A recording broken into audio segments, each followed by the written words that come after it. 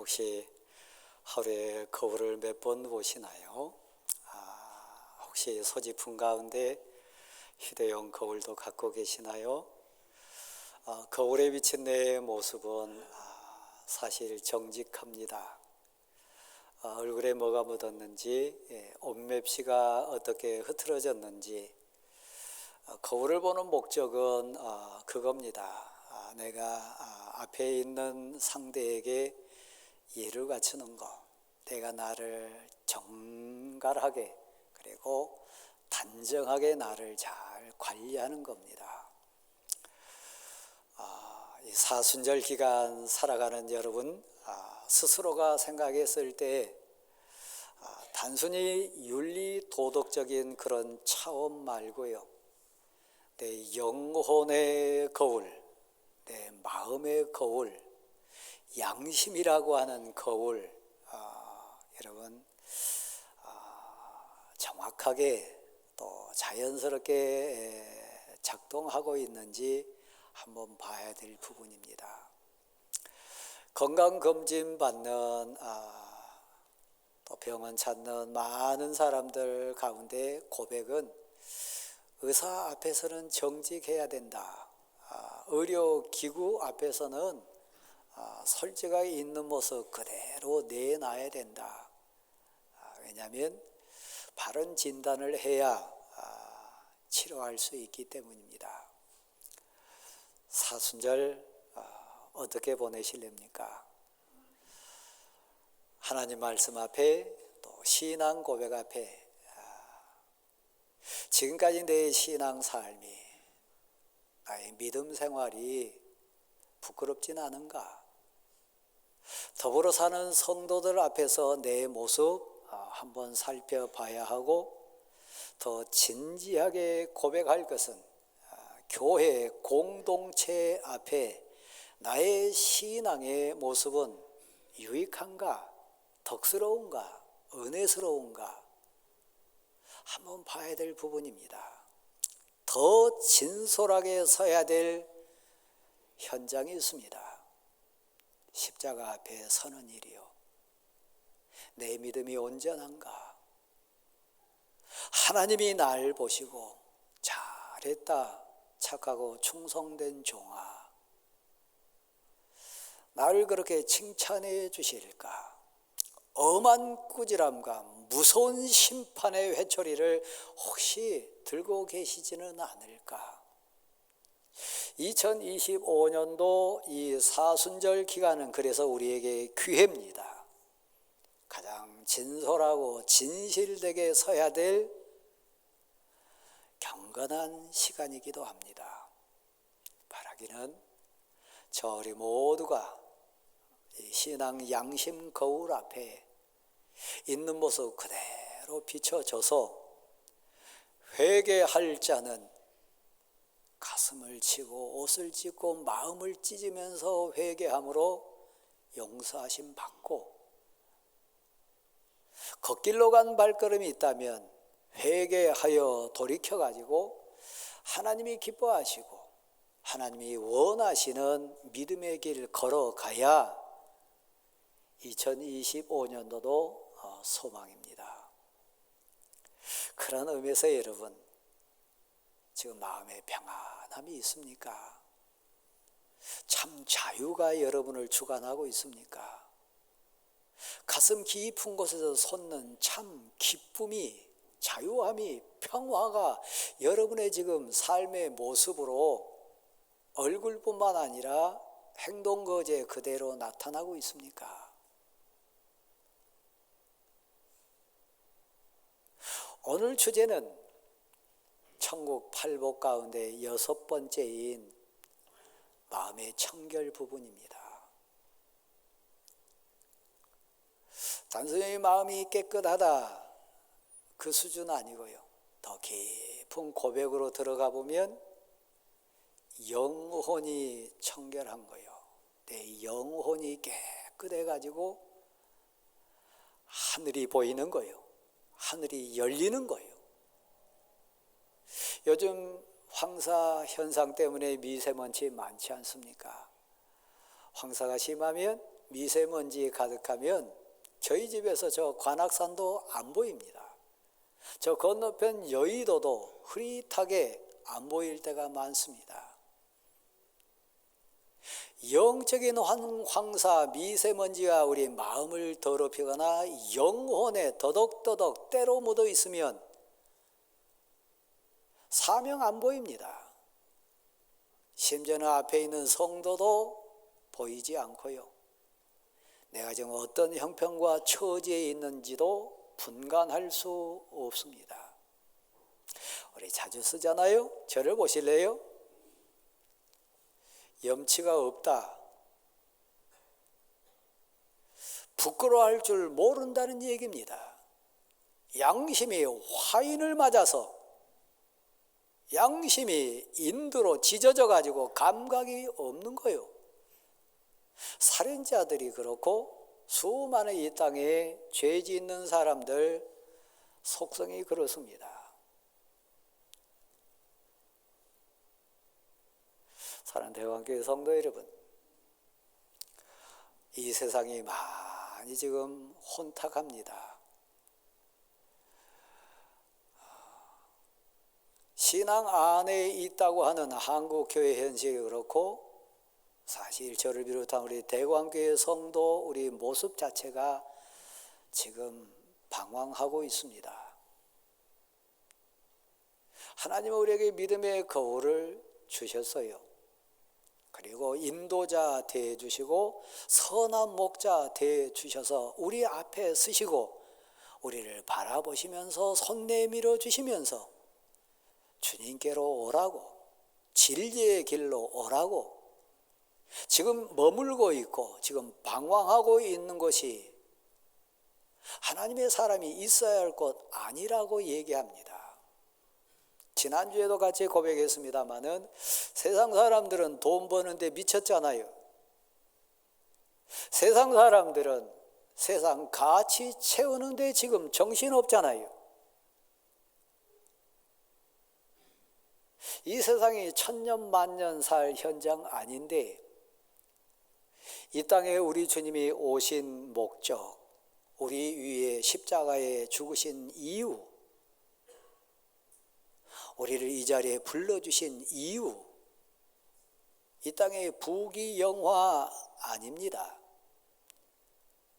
이 땅에서 의식주로 잘 먹고 잘 읽고 잘 사는 그런 가치 아닙니다. 진실로 하나님이 우리를 부르시고 우리를 찾으시는 애절한 이유는 제가 방금 얘기했던 하나님의 사람 된 내가 진짜 자유하기를 원하시는 거예요.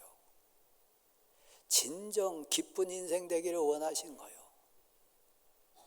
진실로 평안하고 평화의 인생 되기를 원하시는 거예요. 돈 있다고 평안한 거 아닙니다. 환경 갖췄다고 기쁜 거 아닙니다.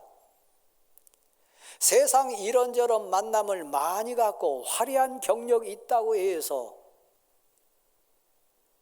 자유한 것 아닙니다. 그래서 오늘 본문이 들어있는 배경 말씀은 우리 주님이 이 땅에 오셔가지고 이제 공생애를 시작하시면서 우리처럼 방황하고 우리처럼 갈 바 알지 못하고 세상사에 취해가지고 울고 웃는 인생들을 진정 사랑하셔서 복주시기 위한 거예요. 그래서 어느 날 산 위에 오르셨습니다. 수많은 무리들이 그 전에도 우리 주님을 따라다녔습니다. 오병이어의 기적뿐만 아니라 막 병을 고쳐내고 귀신을 쫓아내고 말로 표현할 수 없는 이적과 기사를 행하는 장면 속에 수많은 무리들이 따라다녔습니다. 심지어 우리 주님을 붙잡아다가 왕 삼으려고까지 했습니다. 주님이 이 땅에 오신 것은 이 땅에 왕 되는 것이거나 이 땅 많은 사람들에게 부귀영화 주는 그 목적 아니기 때문에 주님은 구별하시기를 원하셨어요. 지금 여러분이 구별해서 예배당에 오셨습니다. 근데 더 진솔하게 한번 여러분 자신을 보실랍니까? 산에 오르신 우리 주님이 마음의 감동, 믿음의 감격을 주셔가지고 불러낸 자들이 있습니다. 그 고백에 의해서 주님 앞에 나온 대상을 오늘 1절, 2절 가보면 주의 제자들이 나왔다 그렇게 되어 있습니다. 일반 무리가 온 거 아닙니다. 세상 사람들이 몰려온 것 아닙니다. 우리 주님이 부르신 대상은 하나님 나라를 소원하고 하나님의 은혜를 사모하고 하나님이 주신 참 기쁨, 자유, 평안을 소원하는 하나님의 제자들을 부르시고 그들이 나왔습니다. 오늘 저와 여러분이 말씀 앞에 있는 것처럼요.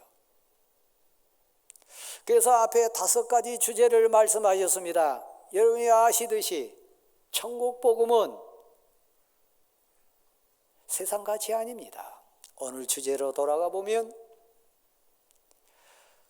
마음이 깨끗해야, 심령이 깨끗해야, 영혼이 맑고 깨끗해야 하나님을 볼 수 있습니다. 하늘을 볼 수 있습니다. 영원히 사는 천국이 보입니다. 깨끗하게 제 문제가 해결된 믿음의 거울 앞에 서야 저 지옥의 무서움이 보입니다. 죄의 처참함이 보이고 이 땅 부귀영화의 헛된 것이 본질적으로 보이게 돼 있습니다. 아직도 이 자리에 앉아 계신 분 중에 돈 버는데 미친 분 계시다면 그 거울이 온갖 추한 세상 가치 죄로 더덕더덕 붙어가지고 안 보이는 거예요. 요한복음 1장 여러분을 안내하고 싶습니다. 그곳에 가보면 우리 주님 예수 그리스도께서 이제 공생애를 시작하시면서 제자들을 불러내신 장면이 나옵니다. 12 제자를 부르신 장면입니다. 베드로를 부르셔서요, 야고보를 부르셨고 안드레를 부르셨습니다. 그 장면에 가보면 빌립이라고 하는 12 제자 가운데 한 사람을 불러내는 장면이 나옵니다. 네, 아시나요? 예수님의 12 제자를 찾는 기준은 학력 아닙니다. 외모 아닙니다. 세상 배경 아닙니다. 예수님이 진정 원하시고 함께 동역하기를 원하시고 하나님의 나라를 이루고 하나님의 뜻을 이루어내는 선한 사람을 낚는 하나님의 일꾼 되기 원해 불러낸 기준은 외모나 배경이나 학력이나 돈이나 그 세상 가치 아닙니다. 사실 여러분이 이곳에 온 기준도 세상 기준 아닙니다. 오늘 본문으로 얘기하면 심령이 가난한 사람이요, 마음이 청결한 사람이요. 그래서 그 빌립을 불렀습니다. 빌립이 주님을 만나니까 고기 잡았을 때의 그 모든 환경이나 세상 가치로 해석할 수 없는 참 기쁨과 자유와 감격이 있어서요, 천국이 열린 거지요. 복음의 감동, 감화가 가슴을 감동시킨 거지요. 세상 어떤 음식으로도 세상 어떤 만남으로도 얻을 수 없는 주님을 만나서 복음을 만나서 하늘 영광에 대한 감격이 그의 마음을 감동시키니까 표현할 수 없는 그 기쁨이 있었어요. 저도 그렇습니다만 여러분도 맛있는 거 먹거나 좋은 곳에 가거나 귀한 만남 가진다면 일어나는 욕심이 있어요. 우리 어머니에게도 소개했으면 좋겠다. 우리 가족들도 한번 데리고 왔으면 좋겠다.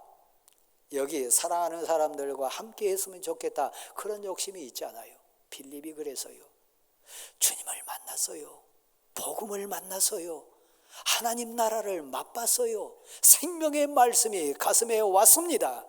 그래서요, 그가 진정 사랑했던 나다나엘이라고 하는 한 사람을 찾아가지고 나다나엘아, 내 마음속에 있는 이 기쁨, 내가 만난 주님, 내 마음속에 있는 이 평화, 세상에서 얻을 수 없는 이 자유, 너도 좀 맛봤으면 좋겠다. 너도 나와 같이 됐으면 좋겠다.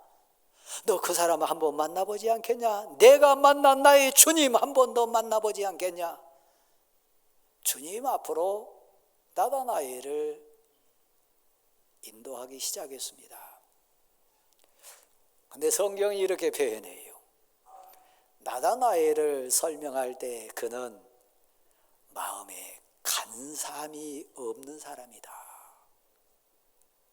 그것을 빌립도 알았어요. 내가 아는 저 나다나엘은 간사하거나 속으로 계산하거나 간교하게 음흉한 생각을 품거나 그런 사람이 아니라 진실로 하나님 사랑하고 하나님 은혜를 사모하고 하늘 영광을 소원하는 하나님의 품성이 있는 사람이란 걸 알았어요. 역시 나다나엘은 솔직해서요, 순수해서요. 빌립이 막 흥분해가지고 얘기를 합니다. 그런데 내가 만난 예수 그리스도 그분은 저 갈릴리 나사렛 사람이다. 나의 주님 분명하고 내게 이 생명을 말씀 중에 너무 뜨거운데 그분은 나사렛에서 자라신 분이다 얘기했습니다. 절 보실랍니까? 강단에서 배는 여러분의 신앙 수준, 믿음의 지식, 신앙 지식은 다양합니다. 때로는 우리 신앙 지식이, 우리의 믿음의 상식이 하나는 알지만 둘은 모르는 고집을 부리게 할 위험성도 있어요. 잘못 그려진 밑그림이 우리 인생 자체를 정말 은혜롭고 복된 인생 그림으로 그려야 되는데 형편없는 불행한 인생으로 그릴 수도 있어요. 잘못된 밑그림 때문에요. 여러분 마음에 그려진 아버지 어머니의 잘못된 신앙관, 심지어는 교회 공동체의 잘못된 밑그림 때문에 아파하고 비뚤어진 길로 가는 주변 분들 우리 많이 만날 수 있어요. 아버지 때문에 받은 상처, 교회 어른들 때문에 받은 상처, 목회자 때문에 받은 상처 얘기하면서 방황하는 인생들 많이 있어요. 역시 나다나엘도 그 범죄를 벗어날 수 없었어요. 첫 반응이 뭔지 아세요? 그가 가지고 있는 신앙 지식이 불끈 올라옵니다. 내가 아는 미가서 5장 2절에 있는 말씀, 베들레헴 에브라다야, 너는 이스라엘 고을 중에 가장 큰 고을 아닌 작은 고을일진데 너에게서 이스라엘을 다스릴 한 왕이 나오리라. 그의 근본은 상고의 영원에 있느니라. 이 말씀을 알고 있어요. 그래서 탁 나온 얘기가 뭐라고요? 내가 아는 신앙 지식, 믿음의 지식은 우리에게 구세주가 오실 분은 베들레헴에서 나야 되는데 어떻게 갈릴리 나사렛에서 난다고 하느냐? 나사렛 갈릴리에서 무슨 선한 것이 날 수 있겠냐? 첫 반응은 거부였어요. 여러분 아시나요? 우리 주님이 태어난 것이 어디입니까? 베들레헴입니다. 헤롯에 의해서 애굽으로 피신했다가 다시 가신 곳이 어디입니까? 나사렛입니다. 우리는 신앙 삶 속에 이 사순절 기간에 특별히 항전직으로 앉아 계시고 일생 주의 일 많이 하신 분일수록 회개의 자리에 엄중하게 서서 우리 자신을 많이 비춰봐야 돼요.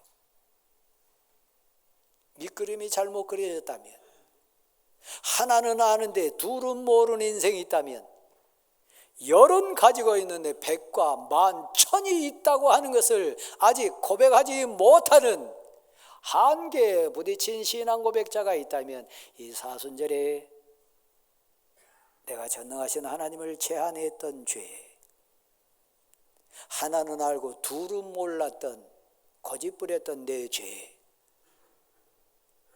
배설물로 여겼던 세상 지식을 자랑했던 무지몽매한 죄, 욥이나 욥의 세 친구나 젊은 엘리후처럼 조그만 신앙 지식 가지고 빡빡 우기며 열변토했던 무식한 죄들 진솔하게 고백할 우리 모습이요. 그런데 기적이 일어납니다. 하나님의 은혜였으니까요. 나다나엘이 은혜 가운데 예수님 앞에 갑니다. 예수를 만났습니다. 역사가 일어나서요. 감전된 거지요. 은혜에 감전된 거죠. 주님을 만나보니까요. 말씀에 부딪혀 보니까요. 은혜에 내가 체험자가 되니까요. 그 우지몽매한 조그마한 신앙 지식, 쥐꼬리만한 어떤 세상 상식, 그건 배설물처럼 여겨야 될 거, 주님을 알고 그리스도를 아는 것이 너무 고상하고 귀하고 전능하신 하나님의 은혜에 감동되고 감전돼 가지고 체험을 하니까요. 많은 설명이 필요 없었어요. 한번 받아하실까요? 신앙은 체험입니다. 여러분의 지식, 여러분의 상식, 전능하시고 위대하신 하나님 앞에 서면 그 은혜에 감전되면 변화 일어나요.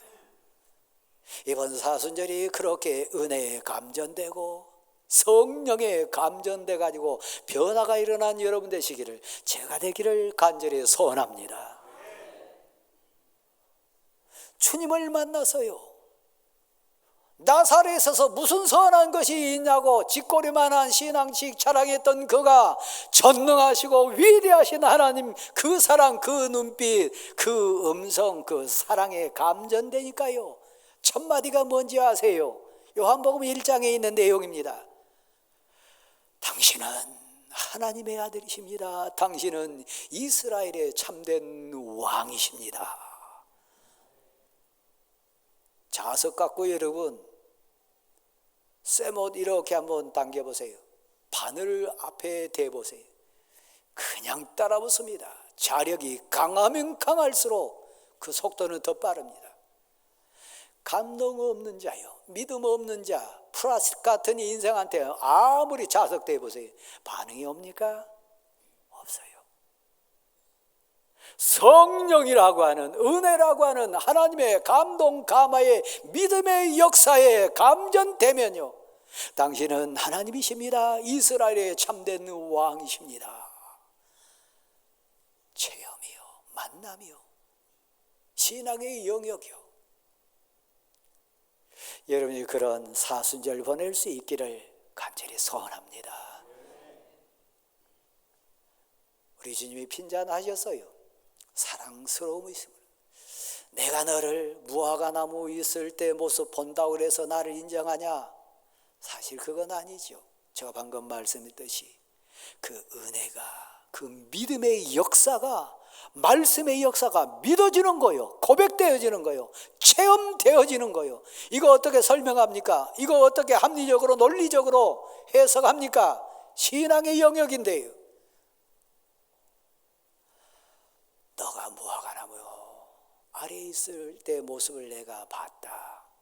오늘 주제로 얘기하면 나다나엘이 무화과나무 밑에서 뭐 했을까요? 마음을 씻는 작업이요, 영혼을 씻어내는 작업이요, 하늘의 은혜를 사모하고 하나님 나라를 소원하고 하나님께 온전히 드려지기를 소원하면서 씻어내는 작업하지 않았겠어요? 묵상하는 작업하지 않았겠어요?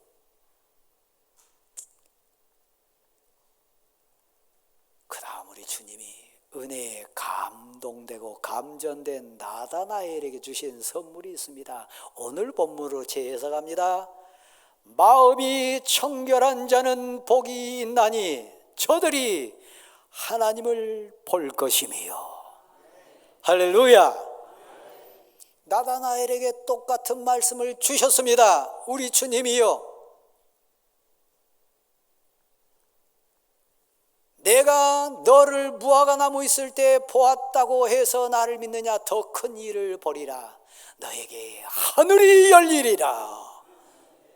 인자 위에 주의 천사가 오르락내리락 하는 영적인 능력을 너가 체험하리라. 은혜에 감동되면요, 하늘이 열려요. 믿음의 눈이 열려요. 하나님이 보여요. 인자 위에 주의 천사가 오르락내리라고 하는 신령한 신비한 신성한 하나님의 능력의 역사가 임하는 것을 체험하게 됩니다. 이 사순절이 여러분에게 그런 날 될 수 있기를 간절히 소원합니다. 사랑하는 성도 여러분, 마태복음 2장에 보면 또 이런 사람이 나옵니다. 마음이 더러운 사람이요, 심령이 지저분한 사람이요, 영혼이 정말 추한 사람이요, 그는 이스라엘의 대왕 헤롯입니다. 어느 날 동방에서 박사들이 와서요, 그리고 막 찾아다닙니다. 말했습니다. 우리가 밤에 귀한 별을 보았노라고. 그 별이 정말 희한한 별이었나고, 우리가 믿고 소원하고 기다리는 이스라엘의 구세주가 온 것 같다고. 그 소문을 헤롯이 들었습니다. 박사들을 불러서요, 제가 시간 제한 때문에 그냥 쑥 지나갑니다. 주문을 합니다. 그 귀한 별 머무는 곳 너희가 가서 그 아이를 만나면 나한테 꼭 얘기해달라고 했습니다. 동방박사들의 목적은 그 아이에게 경배하는 거요, 그 아이를 보고 감격하는 거요, 그 아이가 이스라엘의 메시아고 이스라엘의 소망인 것을 고백하는 거요. 은큼하고 더러운 마음이 있고 영혼이 지저분한 헤롯은 계산했어요. 간교했어요. 그리고 내뱉는 말이 뭡니까? 그럴듯하게 포장 얘기합니다. 아, 그 아이를 만나거든, 그 별이 머무는 곳에서 그 현상을 찾거든, 나한테도 꼭 알려달라. 여러분 아시잖아요? 헤롯이 얘기한 이유는 뭡니까? 헤롯이 목적한 건 뭡니까? 하나님이 동방박사들을 감동시켜가지고 다른 데로 가게 했습니다. 헤롯을 아니까요, 그 더러운 인생을 아니까요, 그 추한 계획을 알고 있으니까요. 마음이 더러우면, 영혼이 지저분한 죄로 뒤덮이면 2살 아래의 모든 애들을, 그때를 기준해 가지고 2살 아래에 있는 갓난애들을 다 죽였습니다. 양심에 더러운 죄가 더덕더덕 붙으면요, 애들의 영롱한 눈빛이 안 보여요.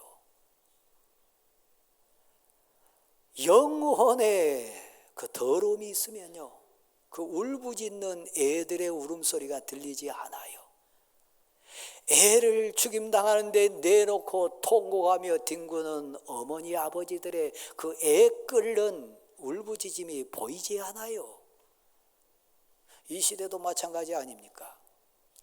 돈에 눈 멀어보세요. 세상 권력에 눈 멀어보세요. 나라가 보입니까? 선한 양심이 있습니까? 백성이 보입니까? 형제가 보입니까? 돈에 미쳐보세요. 돈 위에는 안 보여요. 헤롯이 그랬어요. 절 보실랍니까? 여러분의 영혼은 청결한가요?